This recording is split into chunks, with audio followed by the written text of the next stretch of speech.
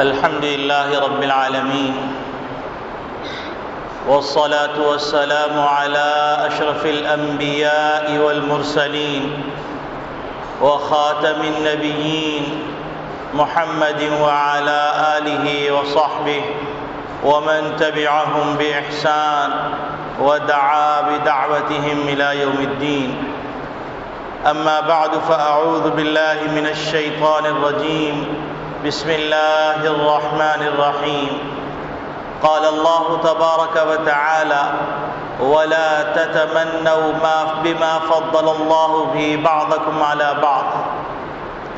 وقال النبي صلى الله عليه وسلم: دب إليكم داء الأمم قبلكم الحسد والبغضاء وهي الحالقة.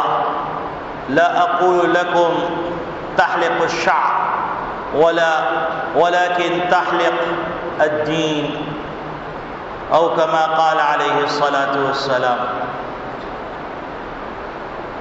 میرے محترم بزرگوں، عزیز دوستوں، دینی اسلامی بھائیوں، اللہ رب العالمین جب کچھ نہیں تھا اس وقت اللہ تھے، اور جب سب کچھ بنانے کا فیصلہ کیا اس وقت بھی اللہ تھے، اور جب سب کچھ بن گیا تو اس وقت بھی اللہ ہیں، اور جب سب کچھ ختم ہو جائے گا اس وقت بھی اللہ ہوں گے. وہی اول ہیں، وہی آخر ہیں، وہی بدیع السماوات والارض ہیں. بدیع ایسی ذات کو کہتے ہیں جو بغیر نقشے کے کوئی چیز ڈیزائن کر دے. ایک چیز مرتب ہے، اس کو دیکھ کر دوسری چیز مدون کر دی جائے، دوسری چیز مرتب کر دی جائے، یہ ممکن ہے. لیکن ایک چیز موجود نہیں، اس چیز کو بغیر نقشے کے اذا اراد شیئا ان یقول له کن فیکون کی تفسیر کے طور پہ کر دیا جائے، یہ صرف اللہ کی صفت ہے. تو بدیع السماوات والارض یعنی وہ ذات جس نے آسمان کو اور زمین کو پیدا فرمایا، جس کا نقشہ پہلے تھا نہ کوئی سوچ سکتا تھا. یہی ذات ہے جس نے جنت بھی بنائی ہے، جہنم بھی بنائی، اور جنت کو ایسا بنایا کہ نبی اکرم صلی اللہ علیہ وسلم ارشاد فرماتے ہیں کہ ما لا عین رأت ولا اذن سمعت ولا خطر علی قلب بشر. نہ کسی آنکھ نے دیکھا، نہ کسی کان نے سنا، اور نہ ہی کسی کے گوش خیال میں اس کا تصور گزرا. اول آخر جتنے بھی انسان ہیں سب بیٹھیں، غور کریں، غور کرنے کے بعد جتنا حسین منظر ڈیزائن کر سکتے ہیں اس تصور سے بھی بالا تر، اور قیامت تک انسانی افکار کا ارتقاء جس بلندی تک پہنچ سکتا ہے، اس بلندی تک پہنچنے کے بعد جو چیز ڈیزائن کی جائے اس ڈیزائن سے بھی بالا تر اللہ رب العالمین نے ایسی جنت بنائی. اور اللہ رب العالمین قادر مطلق بھی ہیں، اللہ حکیم بھی ہیں، اللہ علیم بھی ہیں، اللہ خبیر بھی ہیں. اللہ رب العالمین کی جو تقسیم ہے وہ تقسیم اللہ کی مشیت، اللہ کے علم اور اللہ کے خبیر ہونے کا سرچشمہ ہے، اس کا نتیجہ ہے.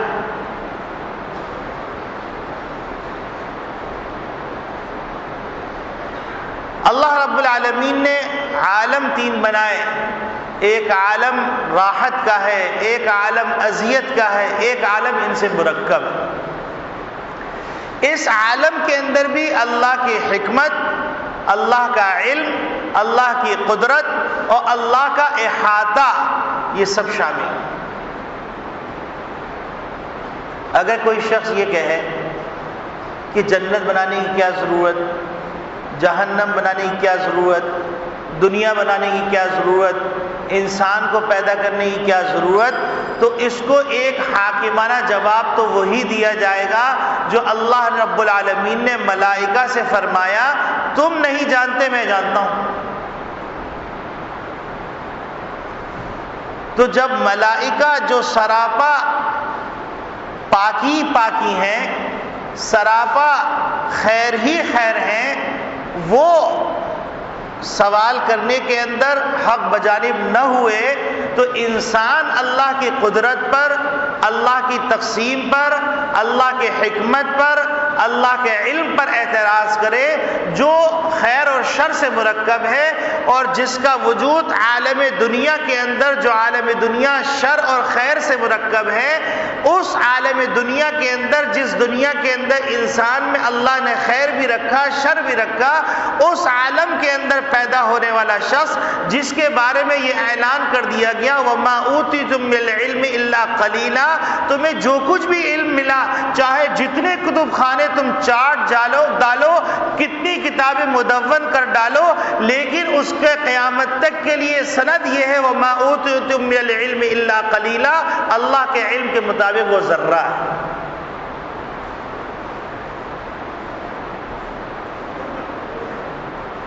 اور اللہ رب العالمین نے تینوں عالم کو ایک دوسرے سے ایسا جوڑ دیا ہے جیسا کہ روح اور جسم کا رشتہ ہوتا ہے،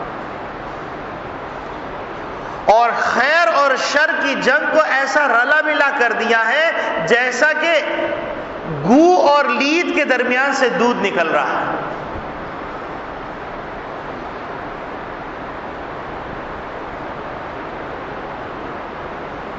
اب اللہ رب العالمین جانتے ہیں کہ کس کو کیا دینا ہے، اللہ رب العالمین جانتے ہیں کس کو کیا انتخاب سے گزارنا ہے۔ وَرَبُّكَ يَخْلُقُ مَا يَشَاءُ وَيَخْتَارُ، اللہ رب العالمین جس کو چاہتے ہیں پیدا فرما دیتے ہیں اور جس کو چاہتے ہیں منتخب فرما لیتے ہیں۔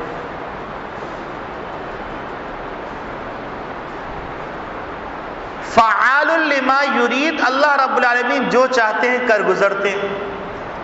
لا يسأل عما يفعل وهم يسألون، جو چاہتے ہیں کرتے ہیں، کوئی پوچھنے کی جرات نہیں رکھ سکتا، اور جو انسان کرے گا اس سے باس پرس ہوگی کہ تم نے یہ کیوں کیا، یہ کیوں نہیں کیا، یہ کہا تھا یہ نہیں کیا، کیوں نہیں کیا، اس کی وجہ بتاؤ۔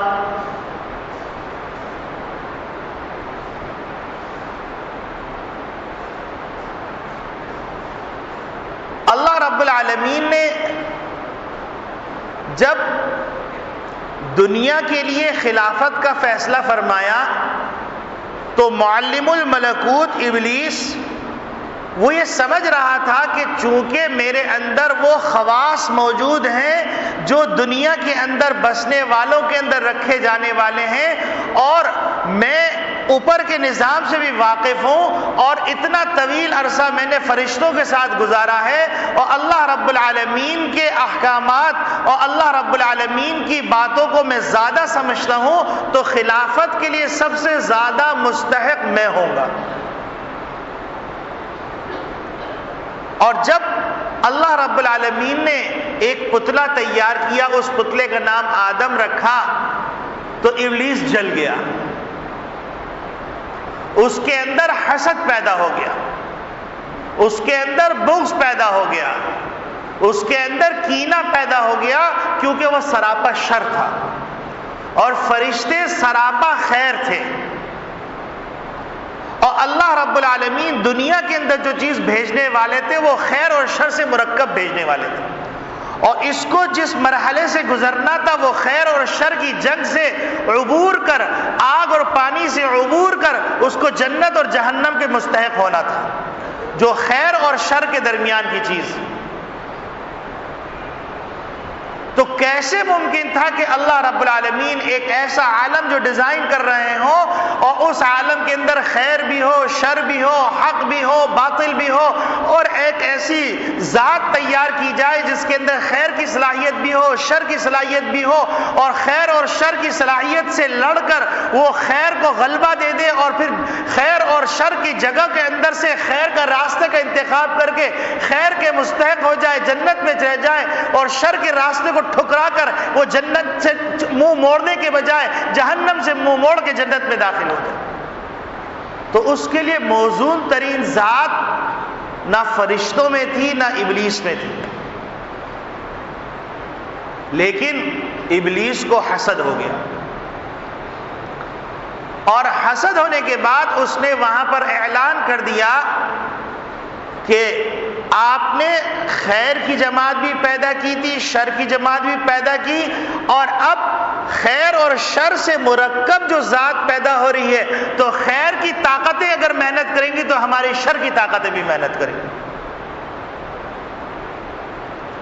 اور شر کی طاقتوں کو وہ طاقت حاصل ہوگی جس کا تصور انسان نہیں کر سکتا کہ ان الشیطان فی الانسان یجری فی الانسان مجری الدم، جیسے شریانوں میں خون دوڑتا ہے اس طرح شیطان دوڑے گا.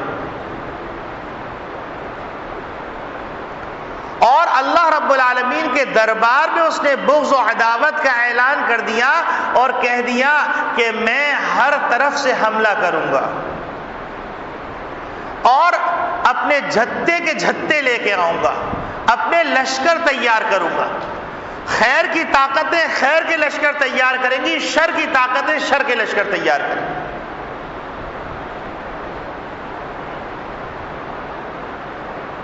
تو اللہ رب العالمین نے بھی اپنا تعارف کرتے ہوئے فرما دیا، اللہ ولی الذین آمنوا یخرجہم من الظلمات الی النور، کہ اللہ رب العالمین ایمان والوں کے دوست ہیں اور ایمان والوں کو شر کے راستے سے نکال کر خیر کے راستے میں داخل کر دیں. اللہ ولی الذین آمنوا یخرجہم من الظلمات الی النور والذین کفروا اولیاؤہم الطاغوت، ان کے دوست جو ہوں گے کفار کے دوست، یہ دوست سارے کے ساری طاغوتی طاقتیں ہوں گی، ابلیس کے پیروکار ہوں گے، شیطان کے پجاری ہوں گے. اور آج دنیا میں ایک ایسی جماعت بھی، ایک ایسا مذہب بھی وجود میں آ چکا ہے جو خالصتاً شیطان کی پرستش کرتا ہے اور شیطان کو باقاعدہ نام لے کے سجدہ کرتا ہے اور ننگا رقص و سرور کا انتظام کرتا ہے، اور ایسے گانے ڈیزائن کیے جا رہے ہیں جن گانوں کے اندر شیطان کو خوش کرنے والے کلمات. تو والذین کفروا اولیاؤہم الطاغوت، شیطان اور اس کے ٹولے یہ سارے کے سارے کفار کے ساتھی ہوں گے. یخرجونہم من النور الی الظلمات، نور سے نکال کے تاریکی میں داخل کریں گے. بظاہر تاریکی نور نظر آ رہا ہوگا اور نور تاریکی نظر آ رہی ہے. اور آج کے زمانے میں اس کی آسان سی مثال، آپ ایک بیہودہ فلم کے سامنے بیٹھ جائیے، آپ کے دل کے اندر عفت کے جذبات ہوں گے، آپ کے دل کے اندر پاک دامنی کے جذبات ہوں گے، آپ کے خیالات پاکیزہ ہوں گے. 1 گھنٹہ اس روشنی کی اسکرین کے سامنے بیٹھیے تو آپ کو نظر آئے گا کہ آپ کا دماغ اور آپ کا دل اندھیرے میں تبدیل ہو گیا. بظاہر نور کے سامنے بیٹھے لیکن حقیقت کی طرف تاریکی لے کے اٹھے. اس کا روز مشاہدہ ہوتا ہے. آپ اچھوں کی محفل میں بیٹھیے تو آپ خیر لے کے جائیں گے، بروں کی محفل میں بیٹھیے تو آپ کا دل تاریک ہو جائے. تو اللہ رب العالمین نے اس کائنات کو بنایا، اور اس کائنات کو بنانے کے بعد اللہ رب العالمین نے آدمیت کو وہ مقام عطا کیا جو کسی کو نہیں دیا. اور اس آدمی سے سب سے زیادہ اور سب سے پہلے بغض رکھنے والا ابلیس، اور اس بغض اور عداوت نے قوموں کو تباہ کر دیا، حتیٰ کہ حق کو تسلیم کرنے کے اندر جو چیز سب سے بڑی رکاوٹ بنتی رہی وہ حسد اور بغض تھا. اب آپ کہیں گے یہ کیسی بات ہے؟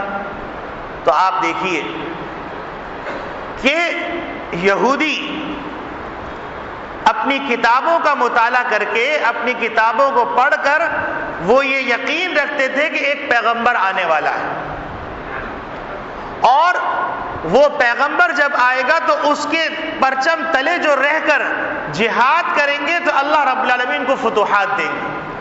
تو یہودی اور عیسائیوں کی لڑائیاں چلتی تھی، وہ باقاعدہ وہ اعلان کیا کرتے تھے کہ ایک وقت آئے گا ہم تم کو شکست دیں گے۔ یہ مرحلہ چلتا رہا، اور پھر ایک وقت آیا جب ان کے اوپر ظلم و ستم کی داستان اور پہاڑ ٹوٹے اور داستان رقم کی گئی، تو وہ مکہ مکرمہ کے پاس مدینہ طیبہ کی جو بستی تھی وہاں آ کر بس گئے، خیبر کے اندر۔ اور اس غرض سے آئے تھے کہ تاکہ جب نبوت کا اعلان ہو تو سب سے پہلے ہم ایمان لا کر ان کے حواری بن جائیں، ان کے ساتھی بن جائیں، اور اس کے بعد ہم فتوحات حاصل کر لیں اور دنیا پہ کنٹرول حاصل کر لیں۔ یہ پرانے احساسات ہیں ان کے، پرانے جذبات ہیں ان کے۔ اور اسی مشن پہ وہ لگے رہے کہ یکایک ان کو اطلاع ملی کہ بنو اسحاق کے بجائے بنو اسماعیل میں نبوت مل گئی۔ قرآن کریم نقشہ کھینچتا ہے، یعرفونہ کما یعرفون ابناءہم، وہ محمد صلی اللہ علیہ وسلم کو ایسے پہچانتے تھے جیسے اپنے بیٹوں کو پہچانتے ہیں، اپنی اولادوں کو پہچانتے ہیں، اور ان کو 100% یقین تھا کہ یہ وہی نبی ہے جس کا ذکر تورات کے اندر ہے، اور یہی نبی ہے جو خاتم النبیین ہے، یہی نبی ہے جس کو خاتم الکتاب دی جائے گی، اور یہی نبی ہے جو تمام ادیان و باطل ادیان کی کمر کو توڑے گا۔ لیکن جس طرح ان کے آبا و اجداد ابلیس نے حضرت آدم علیہ السلام سے بغض کیا، ویسے ہی انہوں نے بغض کیا، اور بغض کرنے کے بعد اس وجہ سے ایمان لے کے نہیں آئے کہ یہ بنو اسحاق کے اندر آنے کے بجائے بنو اسماعیل میں کیسے آ گئے۔ اور یہ حسد کی چنگاری اتنی بڑی کہ مکہ مکرمہ میں سکون سے نہیں بیٹھنے دیا، اندرونی طور پہ جال بنتے رہے، اور مدینہ طیبہ میں آنے کے بعد محمد نبی صلی اللہ علیہ وسلم کی دور اندیش نگاہوں نے دیکھ لیا کہ سب سے پہلے باہر کے دشمن سے مقابلہ کرنے کے لیے ضروری کیا ہے، گھر کا دفاع مستحکم کیا جائے۔ تو آپ صلی اللہ علیہ وسلم ان تمام قبائل سے پیکٹ کیا سب سے پہلے، کہ تاکہ اندر کی دشمنیاں ختم کر کے باہر کے دشمن کو پہلے ختم کیا جائے، پھر اندر کے دشمن کو دیکھ لیا جائے۔ لیکن جس طرح ان کی خصلت تھی کہ ظاہر کچھ باطن کچھ، انہوں نے غزوہ خندق کا مارکہ بپا کرنے کیا، یعنی یوں سمجھ لیجئے کہ اس وقت کی ورلڈ وار ڈیزائن کرنے والے یہ یہودی تھے، ان میں انویسٹمنٹ کرنے والے یہودی تھے، اور تمام قبائل کو جنگوں پر آمادہ کر کے لانے والے یہ یہودی تھے۔ اوس و خزرج کے اندر جو قبائلی لڑائیاں، تعصب کی جنگ لڑانے والے یہ یہودی تھے، اور صرف یہی نہیں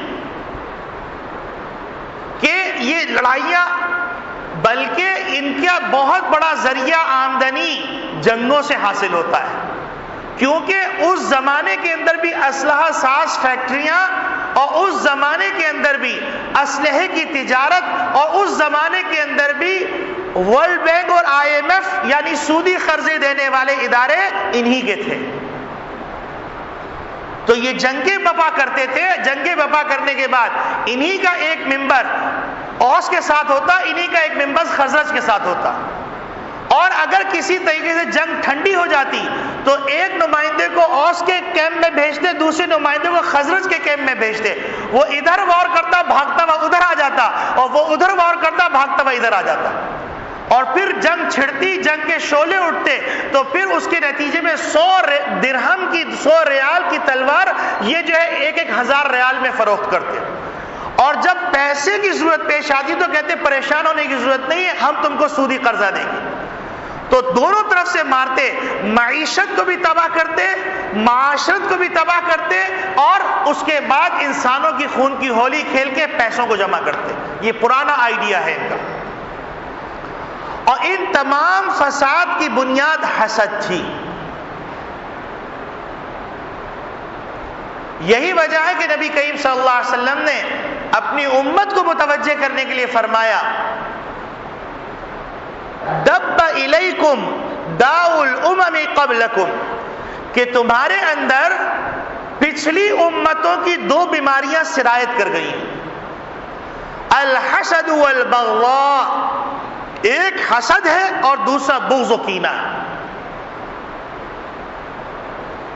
اور نبی کریم صلی اللہ علیہ وسلم فرماتے وہی الحالقہ، وہ مونڈنے والا ہے۔ پھر فرمایا لا اقول لکم تحلق الشعر ولکن تحلق الدین، میں یہ نہیں کہتا کہ یہ بالوں کو مونڈنے والا ہے، بلکہ یہ بیماری تمہارے دین کو مونڈنے والی ہے، یہ بیماری تمہارے دین کو مونڈنے والی ہے۔ اب میں آپ کو اس بات کو چند مثالوں سے سمجھاتا ہوں۔ نمبر 1، پوری نبی کریم صلی اللہ علیہ وسلم کی زندگی کے اندر اگر آپ غور کریں گے تو یہودی خباثتوں کا سبب بنیادی نظر آئے گا، وہ حسد ہے، اور اس حسد کے نتیجے میں وہ ایمان تک لے کے نہیں آئے، اور اگر ایمان لے کے آئے تو اس کے اندر ان کا فارمولہ یہ تھا کہ صبح ایمان لے کے آ جاؤ، شام کو انکار کر دینا، شام کو ایمان لے کے آ جاؤ، صبح انکار کر دینا، تاکہ لوگوں کی ذہن سازی کی جا سکے کہ یہ اہل کتاب ہیں، ویل ایجوکیٹڈ ہیں، اور ان کے خاندان میں بڑے بڑے ایجوکیٹڈ لوگ گزرے ہیں، وہ صبح ایمان لے کے آئے، شام کو انکار کر دیا، ضرور بالضرور اس دین میں کوئی سقم ہے۔ یہ ان کا ایک اور آئیڈیا ہے، یہ طریقے واردات قرآن نے یہ نقشہ کھینچا ہے، اور اس کو زیادہ ایڈوانس کیا گیا استشراقی فتنے کے ذریعے سے، یعنی فکری ارتداد۔ ایسے اسکالرز، ایسے تھنکرز، ایسے فلاسفرز تیار کیے گئے اور ایسے آئیڈیالوجی تیار کی گئی جس کے اندر لوگوں کے دلوں کے اندر شکوک شبہات پیدا کر دیے جائیں دین کے بارے میں، اور جس کو کہتے ہیں کہ نہ سانپ بھی مر جائے لاٹھی بھی نہ ٹوٹے، یعنی ہاتھ یہ پھیرتے رہیں اور تباہی دوسروں کی ہوتی رہے۔ اور مسلمانوں کے اندر ہی اور مختلف مذاہب کے اندر جو انہوں نے ان کی تصویریں بگاڑی ہیں، یحرفون الکلم عن مواضعہ ونسوا حظا مما ذکروا بہ، وہ قرآن میں تحریف کرنے کی جدوجہد کرتے رہے، اور انہیں تورات، زبور، انجیل سب میں ترمیم کی، اور موجودہ زمانے کے اندر ہر قسم کی آئیڈیالوجی استعمال کی گئی۔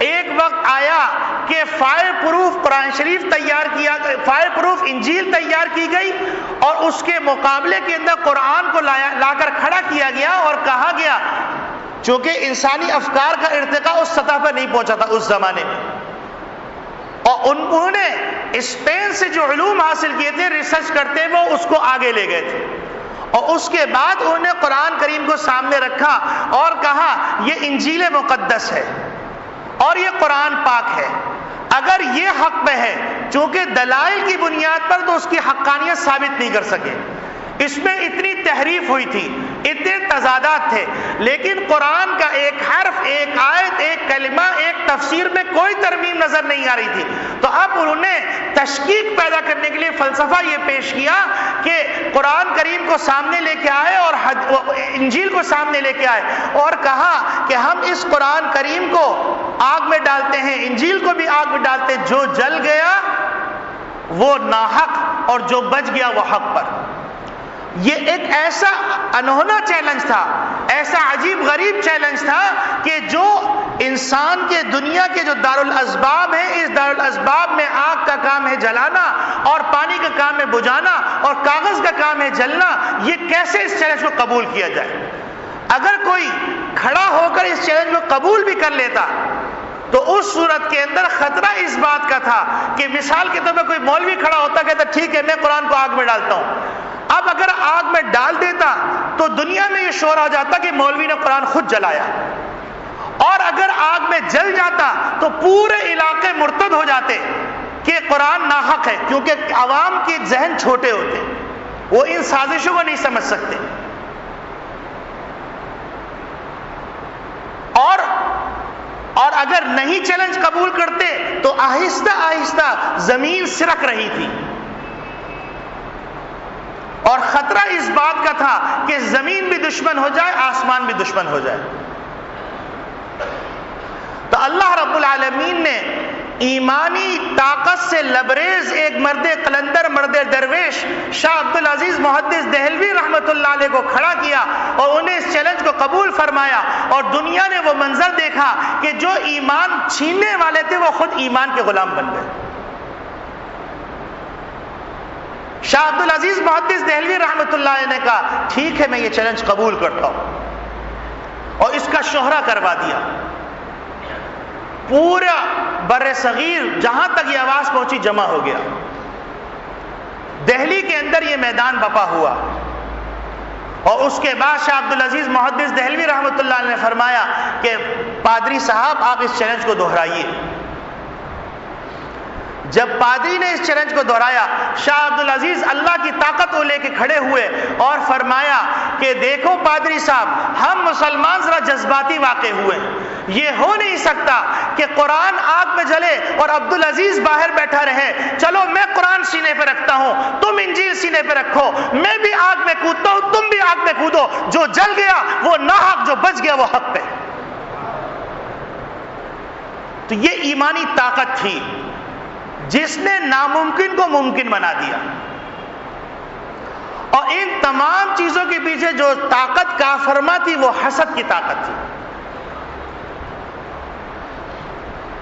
اور دنیا کے اندر جتنے بھی تغیرات اور حالات اور تبدلات آتے ہیں اس کے اندر بھی حسد کارفرما ہوتا ہے۔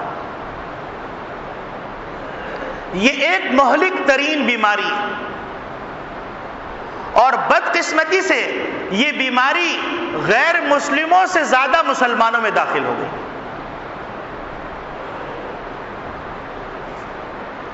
حسد نے قوموں کو تو تباہ کیا۔ اب تو ایسا لگتا ہے کہ حسد گھروں کو، خاندانوں کو، علاقوں کو، محلوں کو، مسجدوں کو، مدارس کو، گلی کوچوں کو، ہر ایک کو تباہ کر دینا چاہتا ہے۔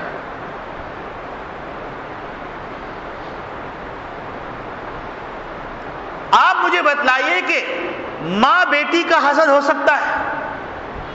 اس سے زیادہ کیا بدقسمتی ہوگی کہ ماں اپنی بیٹی پہ اس لیے کام کروا رہی ہے کہ بیٹی زیادہ مالدار ہو گئی، میں کم مالدار ہوں، میری بیٹی کا گھر اجڑ جائے، اور گھر اجڑنے کے بعد میری بیٹی میرے گھر پہ آ کر میری روٹیوں کو توڑنے کی محتاج بن جائے، مجھے تسکین مل جائے گی۔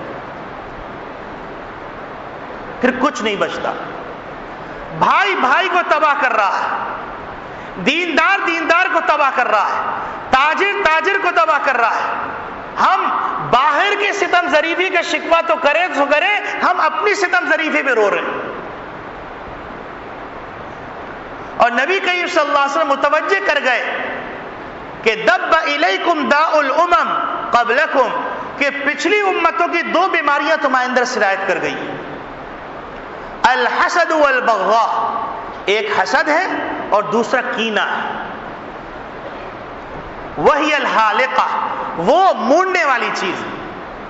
اور پھر فرمایا لا اقول لکم، میں یہ نہیں کہتا تحلق الشعر کہ تمہارے بالوں کو مونڈنے والی، ولکن تحلق الدین، یہ تمہارے دین کو مونڈنے والی۔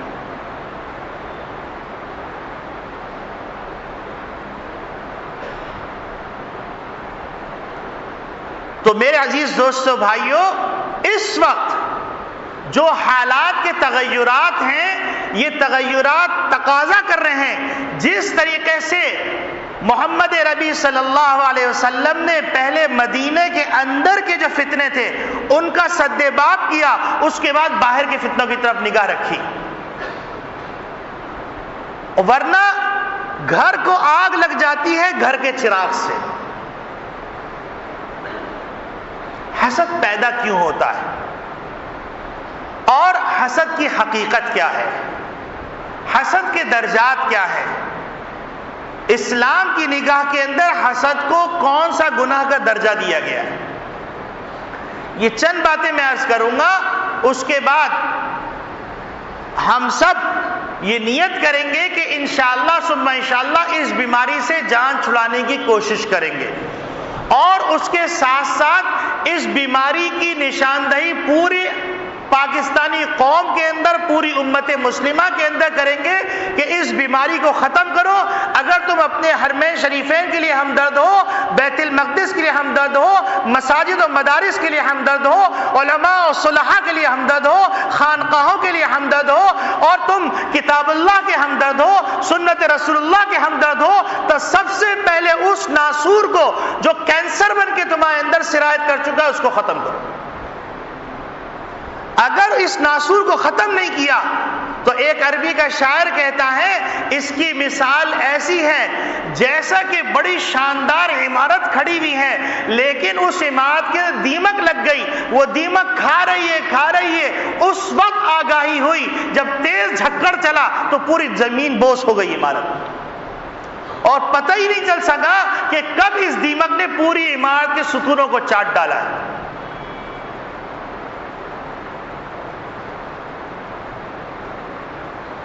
اور یہ حسد کی بیماری ایسی مہلک بیماری ہے کہ پھر انسان یہ نہیں دیکھتا کہ اس کے نتیجے میں مجھے کیا فائدہ ملے گا، کیا نقصان ملے گا. وہ یہ کہتا ہے کہ میرے جو مد مقابل ہے وہ تباہ برباد ہو جائے.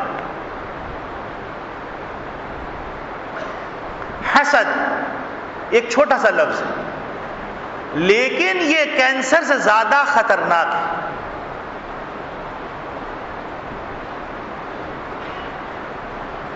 حسد، بغض جب تک دل کے اندر کڑھن ہے اور نفرت ہے اور عداوت ہے اور بے چینی ہے، یہ بغض ہے. اور جب یہ نکل کر غیبت کی شکل اختیار کر لے، یہ نکل کر سازشوں کی شکل اختیار کر لے تو یہ حسد کی عملی شکل. زوال نعمت کے در پہ ہو جائے تو یہ حسد. تمناز زوال نعمت کے در پہ ہو جائے تو یہ حسد. دوست کے اندر کڑھن ہے، جلن ہے، تکلیف ہے، بے چینی ہے، اس کی خوشی سے خوش نہ ہونا ہے، اس کی ترقی سے ترقی پہ خوش نہ ہونا ہے، یہ بغض ہے. اب زوال نعمت کی تمنا پیدا ہو جائے یہ حسد. اس فرق کو سمجھ لیجیے. اور یہ کن راستوں سے داخل ہوتا ہے اس کو بھی سمجھ لیجیے. اور یہ کوئی ایسی مذاق کی بات نہیں ہے، ہماری دنیا کو بھی تباہ کرتی ہے، ہماری آخرت کو بھی تباہ کرتی ہے. یہ ایسی مہلک بیماری حسد. اس کے 3 درجات ہیں. ایک درجہ تو یہ ہے کہ کسی کو کوئی نعمت ملی اور نعمت ملنے کے بعد دل میں کڑھن پیدا ہوئی اور ساتھ ساتھ یہ تمنا پیدا ہو گئی کہ یہ نعمت مجھے مل جائے، پھر اس کے پاس رہے نہ رہے. یہ پہلا درجہ. دوسرا درجہ، اس کے پاس یہ نعمت نہ رہے مجھے مل جائے. تیسرا درجہ، یہ نعمت مجھے ملے یا نہ ملے لیکن اس سے چھن جائے. یہ بدترین درجہ ہے. یعنی گویا کہ ہیپیٹائٹس اے بی سی کیٹیگری جو ہے نا، منحوس ترین کیٹیگری وہ یہ سائلنٹ جرثومہ ہے. جس طرح میڈیکل پوائنٹ آف ویو سے انسان کو اگر کینسر کا جرثومہ داخل ہو جائے یہ سائلنٹ ہے، اور جب بلاسٹ کرتا ہے اس کو پتہ چلتا ہے سب کچھ ختم ہو چکا. تو بالکل اسی طریقے سے یہ وہ جرثومہ ہے جو دین کو بھی تباہ کرتا ہے اور دنیا کو بھی تباہ کرتا ہے. یہی وجہ ہے کہ نبی کریم صلی اللہ علیہ وسلم فرمائے وہی الحالقہ، یہ تباہ کرنے والا، مونڈنے والا ہے. یہ تو 3 درجے ہو گئے حسد کے. اس کے بعد حسد پیدا کیوں ہوتا ہے؟ اس کے اسباب روحانی بزرگان دین نے دو بیان فرمائے، ایک حب الدنیا و حب الجاہ، دنیا کی محبت، مال کی محبت اور منصب کی محبت۔ دوسرا درجہ، دوسری وجہ بغض و کینہ، کہ کسی سے اللہ واسطے کا بیر ہو گیا، اب اللہ واسطے کا بیر ہو گیا، اب اس بیر کے نتیجے میں پہلا درجہ تو یہ ہوا کہ دل میں کڑھن پیدا ہوئی، اب کڑھن کا علاج نہیں کروایا بلکہ اس کڑھن کے تقاضے پہ عمل کرنا شروع کر دیا، تدبیریں کرنا شروع کر دی۔ یہ بغض، یہ اسباب ہے۔ اسلام کی نگاہ کے اندر اس حسد و بغض کو کس الفاظ سے یاد کیا گیا ہے؟ نبی کریم صلی اللہ علیہ وسلم فرماتے ایاک والحسد، دیکھو حسد سے بچو، فإن الحسد یأکل الحسنات، اس لیے کہ حسد تمہاری نیکیوں کو کھا جاتا ہے، کما تأکل النار الحطب، جس طرح آگ لکڑیوں کو کھا جاتی ہے اس طرح حسد تمہاری نیکیوں کو کھا جاتا ہے۔ کیسے کھاتا ہے؟ دیکھیے، دل میں کڑھن پیدا ہوئی، کڑھن پیدا ہونے کے بعد انسان نے اس کا علاج نہیں کروایا، جس طرح نزلہ کھانسی ہوتی ہے اگر آپ نے اس کی فکر نہیں کی تو وہ ٹائیفائڈ میں تبدیل ہو جاتا ہے، اور ٹائیفائڈ بگڑتا ہے تو پھر کسی بھی شکل میں تبدیل ہو سکتا ہے۔ تو بالکل اسی طریقے سے جب یہ جرثومہ، کیونکہ اللہ رب العالمین تو فرما رہے فَأَلْهَمَهَا فُجُورَهَا وَتَقْوَاهَا، یہ جرثومے انسان کی باڈی کے اندر رکھے ہوئے ہیں، اب یہ اگر صحیح خوراک استعمال کی گئی تو یہ ایکٹیو نہیں ہوں گے، اور اگر صحیح خوراک استعمال نہیں کی گئی تو یہ ایکٹیو ہو جائیں گے۔ یہی وجہ ہے کہ عربی کے شاعر، فارسی کے شاعر نے کہا صحبت صالح ترا صالح کنت، صحبت طالح ترا طالح کنت، تم اچھوں کی صحبت میں بیٹھو گے تو اس کے نتیجے میں خیر کے جرثومے ایکٹیو ہو جائیں گے، اگر تم بروں کی صحبت میں بیٹھو گے تو یہ بروں کے جرثومے ایکٹیو ہو جائیں گے۔ جس طرح آپ منرل واٹر یوز کرتے ہیں، جس طریقے سے آپ اچھا پانی پینے جاتے ہیں کیونکہ آپ سمجھتے ہیں کہ پانی کے ذریعے سے، کھانے کے ذریعے سے جراثیم جا کے میری باڈی کو نقصان پہنچا سکتے ہیں، تو اسی طریقے سے اچھا ماحول آپ کی روحانی تسکین کا انتظام کرے گا اور برا ماحول آپ کی روحانی تباہی کا انتظام کرے گا۔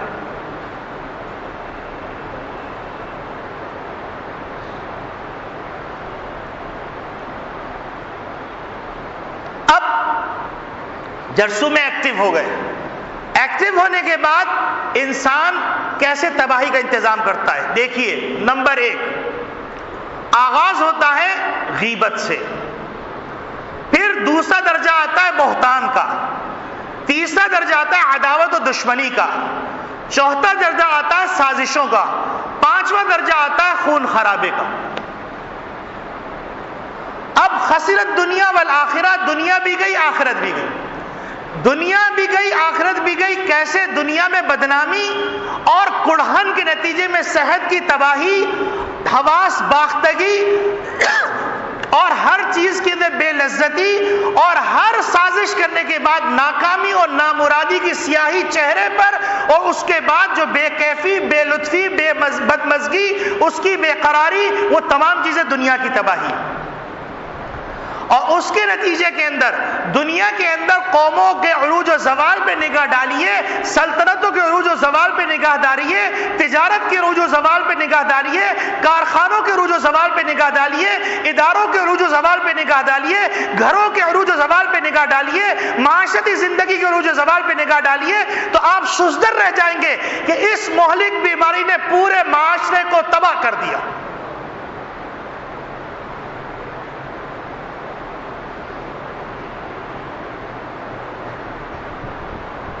اور ہم اس کو گناہ ہی نہیں سمجھتے۔ اور نبی کریم صلی اللہ علیہ وسلم کبھی کس پیرائے سے، کبھی کس پیرائے سے، کبھی کس پیرائے سے، کبھی تو یوں فرما رہے ہیں دب الیکم داء الامم قبلکم الحسد والبغضاء وہی الحالقہ، اور کہیں فرما رہے ہیں ایاک والحسد فإن الحسد یأکل الحسنات کما تأکل النار الحطب، کہیں کہیں نبی کریم صلی اللہ علیہ وسلم فرمایا وَلَا تَحَاسَدُوا وَلَا تَغَابُضُوا. یہ سارے آئیڈیالوجی ہے، یہ نبی کریم صلی اللہ علیہ وسلم فکری تعمیر کر رہے ہیں. کیونکہ ابن خلدون رحمت اللہ علیہ فرماتے ہیں یاد رکھو جسمانی غلامی سے زیادہ کہیں زیادہ ہلاکت آفری غلامی ذہنی غلامی. اور یاد رکھو کہ جنگیں اسلحے سے نہیں حوصلے سے لڑی جاتی ہیں. اگر ذہنی غلام ہوئے، روحانی مریض ہوئے، تمہارے اندر حوصلہ کہاں سے آئے؟ تم کو جب اپنے سائے پہ اعتبار نہیں رہے گا، کیسے اعتبار آئے گا؟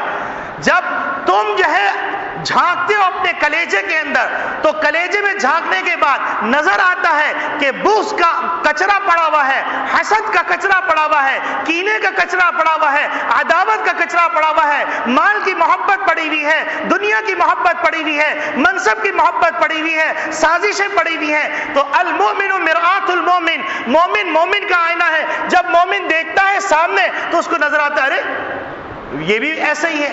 تو اب جب اعتماد کی فضا نہیں رہے گی تو باہر سے دشمن کو حملہ کرنے کی ضرورت نہیں، تم خود اپنے لیے کافی ہو.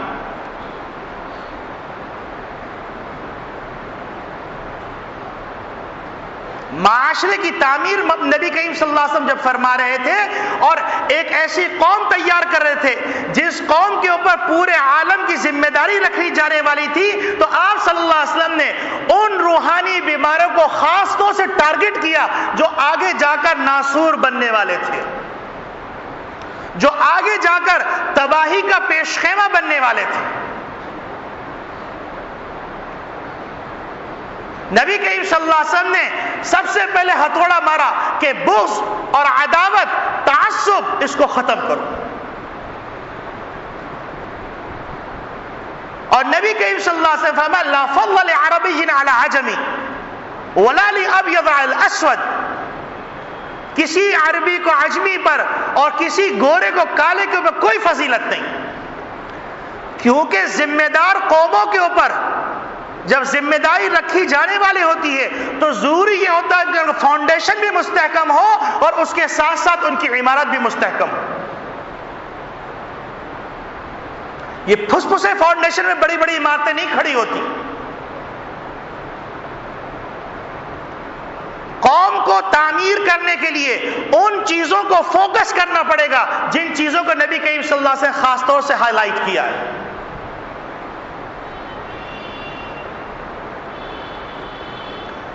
اب اس کے نقصانات، حسد کے نقصانات یہ ہیں کہ انسان یہ سوچتا ہے کہ میرا مد مقابل ذلیل ہو جائے، لیکن وہ ذلیل نہیں ہوتا. میرا مد مقابل مر جائے لیکن وہ مرتا نہیں. میرا مد مقابل باولا ہو جائے وہ باولا نہیں ہوتا. اب کڑھن بڑھ رہی، تکلیف بڑھ رہی، تکلیف بڑھ رہی ہے، تکلیف بڑھ رہی ہے، صحت خراب ہو رہی، کھانے میں مزہ نہیں آ رہا، گھر میں مزہ نہیں آ رہا، پینے میں مزہ نہیں آ رہا، زندگی میں مزہ نہیں. بھائی کیا ہو گیا؟ نہیں بس مزہ نہیں آ رہا. اب دوسرا اسٹیپ، مال لٹایا جا رہا ہے، سپاری دی جا رہی ہے، جادو ٹونا کیا جا رہا ہے، تدبیریں کی جا رہی ہیں اور بدنامی کا انتظام کیا جا رہا ہے، سرکشی کا سامان کیا جا رہا ہے، گھروں کو توڑنے کے اسباب جمع کیے جا رہے ہیں، ملکوں کو توڑنے کے اسباب جمع کیے جا رہے ہیں. تو بتاؤ خسرت دنیا ہوا یا نہیں ہوا؟ اخروی نقصان، اخروی نقصان مسلم شریف کی روایت میں آتا ہے، نبی کریم صلی اللہ علیہ وسلم نے ارشاد فرمایا، ایک شخص کے بارے میں پوچھا بتلاؤ دنیا میں سب سے مفلس ترین شخص کون؟ تو صحابہ نے فرمایا کہ مال لہو، جس کے پاس مال نہ ہو، درہم نہ ہو، دینار نہ ہو. آپ صلی اللہ علیہ وسلم یہ مفلس نہیں. مفلس وہ شخص ہے جو بڑی نیکیوں کے پہاڑ لے کے آئے گا لیکن اس نے حقوق اللہ، حقوق العباد میں کوتاہی کی ہوگی اور شتم ھذا ضرب ھذا، کسی کو گالی دی، کسی کو مارا، کسی کا حق غصب کیا. ایک ایک حقوق والے آئیں گے اور اپنا اپنا حق لے جائیں گے، وہ قلاش ہو جائے گا.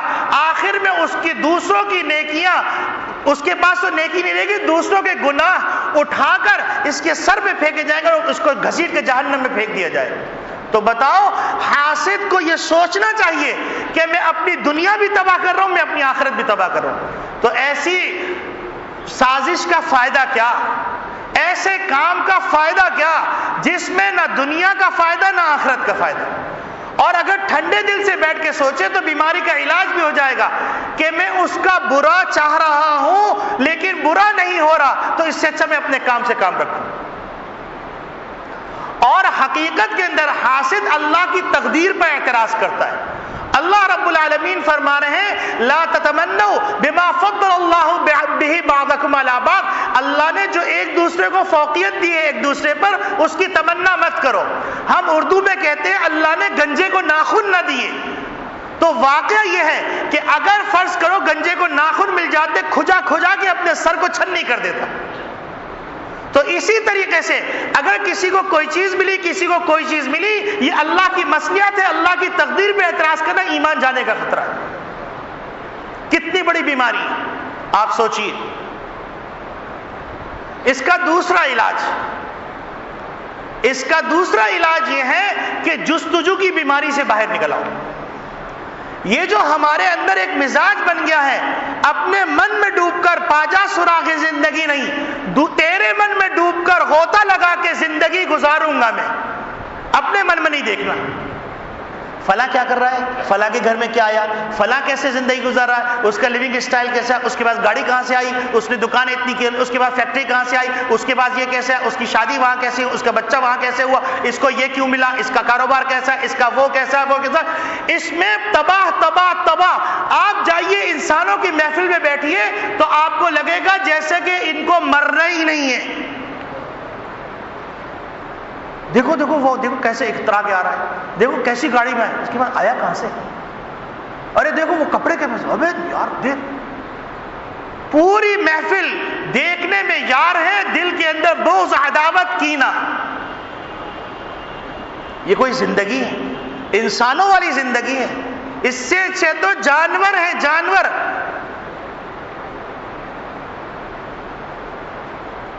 تو اس بیماری کا علاج یہ ہے کہ جستجو کے مرض کو ختم کر دو.